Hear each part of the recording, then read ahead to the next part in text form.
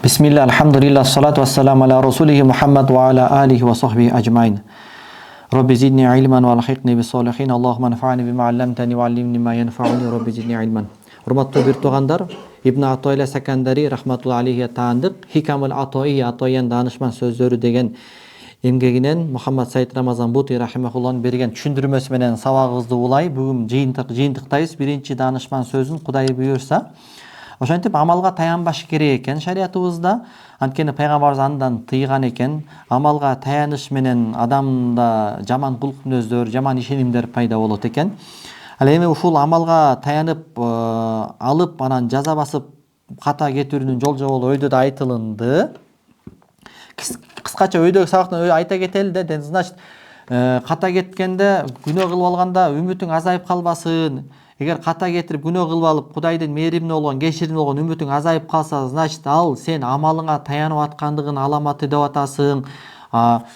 Естественно, мен күнөө кылып алгандан кийин мен Алланын кечиримине болгон үмүтүм азаят да, бия кандай болуп калат десе, айтып атат да мунун жообу. Алланын үмүтүнө, Алланын мээримине болгон үмүттүн азайбоосу бул тооба эшиги аркылуу гана болот дейт да. Кимди-ким Кудай Тааланын мээримине болгон үмүтү, жануусун кааласа, анда естественно ошончолук тообанын стимулу анда көбөйөт дейт. Күнөөсүнө болгон өкүнүү көбөйөт дейт. Эгерде сен Кудай Таала мени кечирсе экен деген үмүтүң күч болсо, анда автоматтык түрдө тообага болгон сенин стимулуң да күч болот дейт. А тообага болгон желание жокпу? Күнөөгө болгон өкүнүүң жокпу? Таштайын деген оюң жокпу? Анда Кудай мени кечирсе экен деген үмүт каалоо деле сенде жок экен деген сөз да. Демек, бул бир гана тооба эшиги аркылуу гана болот дейт да. Анан тооба кылганда жолун айтып өттү, хадисте айтпадыбы? Пендем канча тооба кылса дагы, тообасын токтотпосо эле мен аны кечиргенимди токтотпойн депчи. Десе, мында ой келип калышы мүмкүн да. Анда мен тооба кылам, анан күнөө кылам депчи. Тообанын 3 шартын айтты да.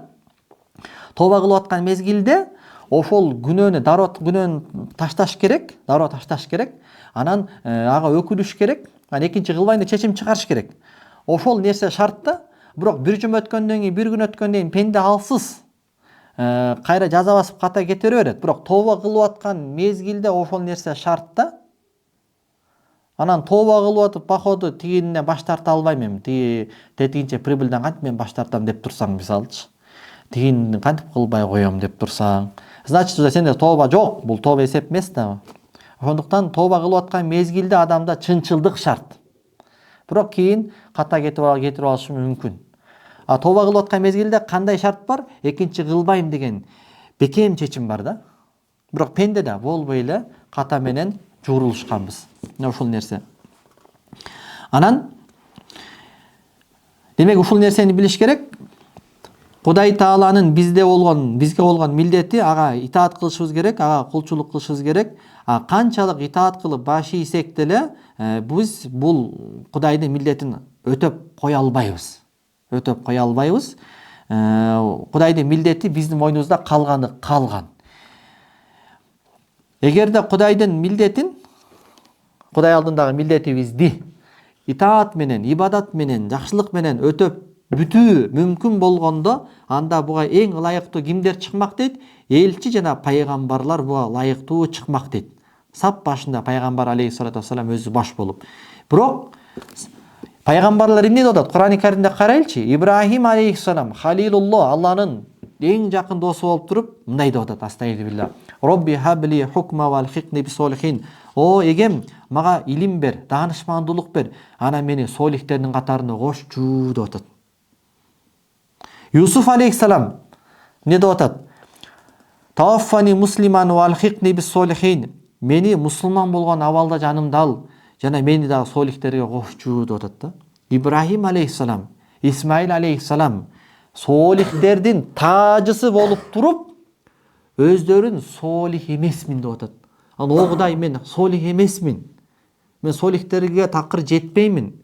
Хотя ошондой болсо дагы айкөлдүгүң менен, мээримдүүлүгүң менен мен ошол солихтердин катарына мени кошуп койчу деп атат да. Чын жүрөктөн айтып атат да, бул жер Кур'ан-ы Каримде турат да.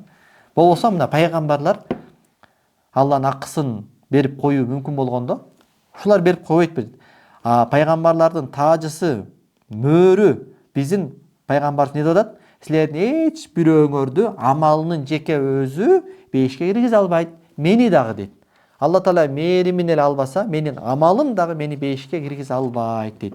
Демек инсан кандай гана болбосун, канчалык жакшы иш, сооп амалдарды кылууга Кудай тараптан мүмкүнчүлүк алса дагы, бул аны менен Кудай алдындагы кулчулугунун кичинекей бир налогун дагы берип койгон болуп эсептелбейт дейт.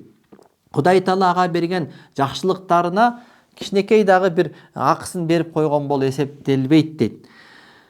Демек, инсан канчалык ооматы келип жакшылык кылып турса дагы, Кудай алдында, Кудайдын кудайлык акысынын алдында оор жүк анын желкесинде калганы калган, Кудай Таала берген белектердин алдында милдеттүү бойдон калганы калган, түгүл ушул күнгө чейин кылып аткан ибадаттарыбыз бейиш биякта турсун дейт.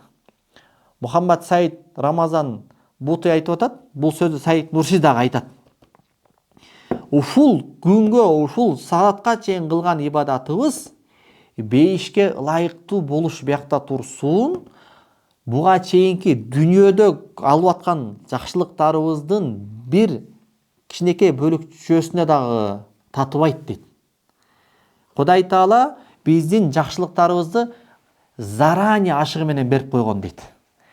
Сен ибадатың менен буга чейин берилген жакшылыкка рахмат айтып атасың дейт. Өткөн сабакта да айтканбыз, ушул секундка чейин ибадатыбызды топтоп келсе, бул аша чабуу эмес. Өмүрүбүздүн бир секундалык нематына дагы ылайык келбейт экен. Өмүрүбүздүн бир секундалык Кудайдын берген жакшылыкка дагы арзыбайт экен. Сөздүн тогоо тери жери Алла Тааланы тааныгандан кийин пенде, мен ошол Алланын пендесимин деп билгенден кийин ага ибадат кылуусу важип болот.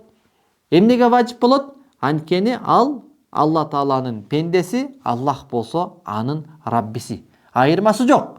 Аллах ага ибадат үчүн сыйлык береби, бербейби? Айырмасы жок. Соң ал бейиште сурайт Кудай Тааладан, анын айкөлдүгүнөн, мээримдүүлүгүнөн үмүт кылып. Тозогунан, отунан паана тилейт, Алланын райымынан үмүт кылып. Мына пайгамбарыбыздын дуа кылуудагы ыкмасы мына ушундай ыкмада болгон дейт да. Эгерде кимдир бирөө биздин арабыздан нафсисинде мындай деп чечим чыгарса да, мен Кудай Таалага ибадат кылып атам, себеби мен анын бейишине киргим келет.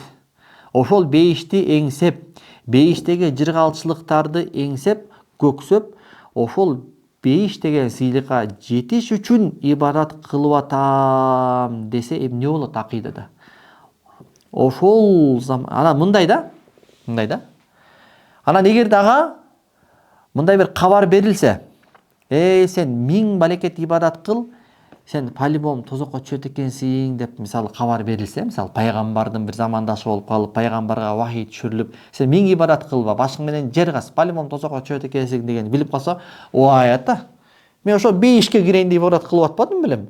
Ушунча жыл бейишке кирейин деп ибадат кылсам, анан мен тозокко киргизип салсаңар, анда мен ибадат кылбайм анда деп ибадатын таштап жибере турган деңгээлде болсо, бул адам ошол секунд ыймандан чыгат дейт.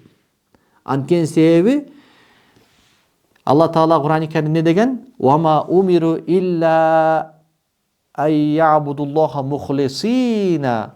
Адамдар Кудай Таалага ыкыластуулук менен хунафаа, ага шерик кошпой бир өзүнө гана ибадат кылууга буйрулган дейт. Ыкыластуулук менен, яни Кудай үчүн гана. Ошондуктан биз ибадатты Кудайым буйруган үчүн кылабыз. Бейишке кирүү бул стимул болуп алышы мүмкүн. Бизге бир энтузиазм жаратышы мүмкүн. Тозоктон коркутуу бул дагы стимул болушу мүмкүн. Бирок негизги биз ибадатка түрткөн нерсе бул Кудай Тааланын "Ва'буд роббака хатта я'тиякал яқин", эгеңе сыйынгын деген буйругу болуш керек. Эмнеге ибадат кылып атасың, баланча десе, бейиш үчүн эмес. Кудайым буйруган болду ошол үчүн. Анан ушул жерден биз удвиялык Рабия деп киносун көрүп жүрбөйбүзбү? Такыба олия аял. Ошонун эгесине болгон жалбаруусунун мазмунун ушул жерден түшүнөбүз дейт да. Таухиддин чучугу ушундай дейт. Ал айтып атат дейт.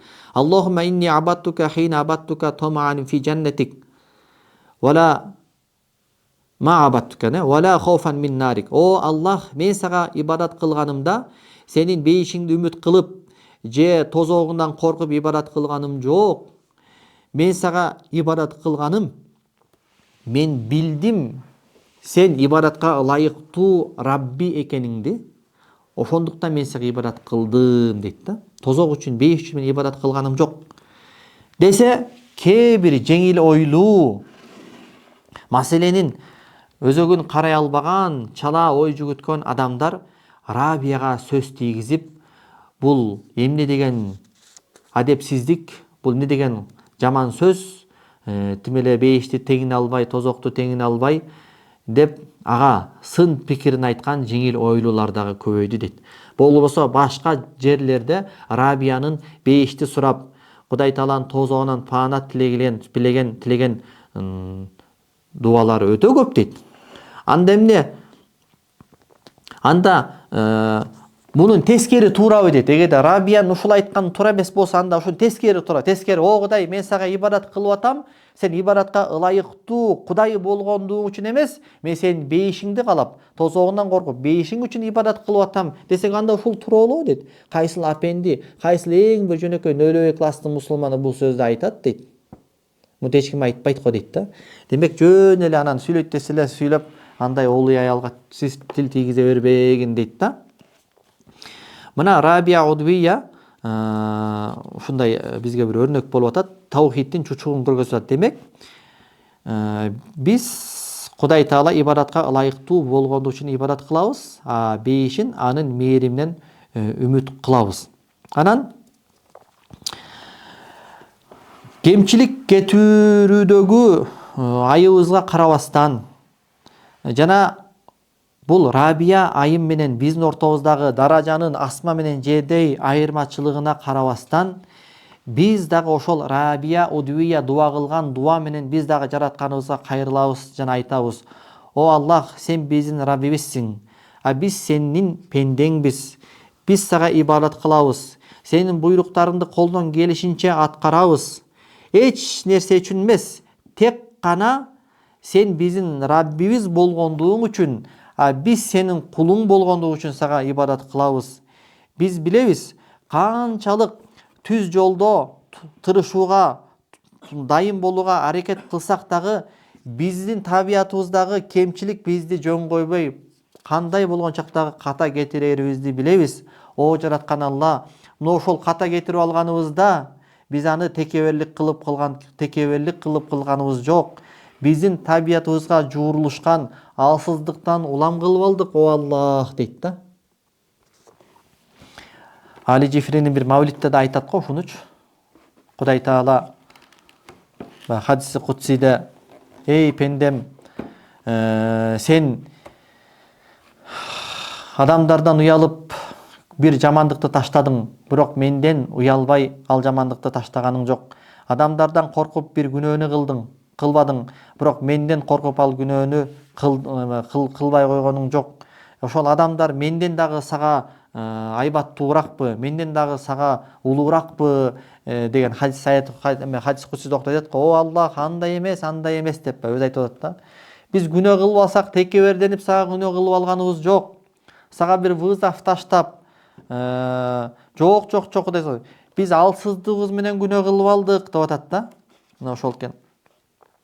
Анан дагы о жараткан Аллах, биз бул дүйнөдөн сага сени көздөй көчкөнүбүздө ошол толгон токой күнөө жана жамандыктарыбыздын жамаатчылары менен сага көчөбүз. Бирок ошол толгон токой күнөө сыяктуу болгон жамаатчыларыбыз сага келтирген чынчыл тообабыз менен жамаатчыланат деген үмүт менен сага көчөбүз дейт. Биз сага көчөбүз, о Аллах, кедей болуп, сага муктаж болуп, сага алып келе турган эч нерсебиз болбойт. Милдет кылып, мына могун сага алып келип койдум деп. Сага келсек, кулчулугубуз менен ошол күнөөбүз менен гана келебиз. Анан ар бирөөбүздөн Кудай Таала кыямат күнү сураганда: "Эй пендем, жашап келген дүнүйөңдөн мага эмне алып келдиң?" дегенде: "О Аллах, сенин мээримге болгон үмүт менен гана келдим. Сенин берешендүүлүгүңө болгон үмүт менен гана келдим.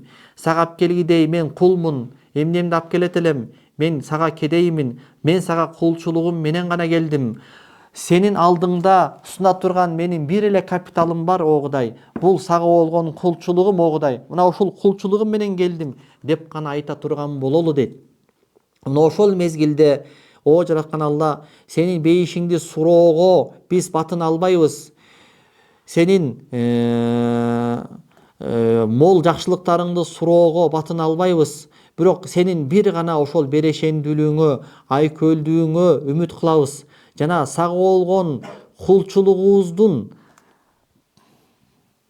байланышынан улам болгон ыззатты гана үмүт кылабыз" дейт да. Баягы мындай макулукка болгон кулчулуктан кордук пайда болот да. А Кудайга болгон кулчулуктан ыззат пайда болот да. Мына ушундай өңүттө биз Кудай Тааланын алдына келишибиз керек дейт. Мына ар бир мусулмандын акылында Аллага болгон ишеним, ыйман уялагандан кийин анын жан дүйнөсү, жүрөгү ушундай таухидтин чучугу менен жуурулуш керек болот дейт. Ибн Атойла ушул хикматында айткысы келип аткан акыйкат ушул: "Мин аламатил и'тимади алал амал нуксану ража инда вужуди залал". Амалга таянып алгандын аламат белгиси жаза басып ката кетиргенде Алланын мээримине болгон үмүттүн азайып калганы дейт. Жыйынтыктап айта келгенде, демек, бул хикмат амалга таянба, Алла Тааланын мээримин айкөлдүгүнө таян. Анткени себеби амалга таянганда кандай натыйжа, кандай терс натыйжалар болот, буга чейин айтылып өттү. Пайгамбарыбыздын хадистеринен айтылынды. Адеп ахлак жактан терс натыйжалар болот экен. Эйтикат жактан терс натыйжалар чыгып калат экен. Кудай Тааланын алдына болгон адепсиздик жагынан да терс натыйжалар чыгып калат экен. Ошонун баардыгы буга чейин айтылып өттү. Жараткан баардыгыбызга амал кылууга тоофик берсин. Субханакаллаху бихамдик, ашхаду ан ла илаха илля анта, астагфирука ва атубу илейк.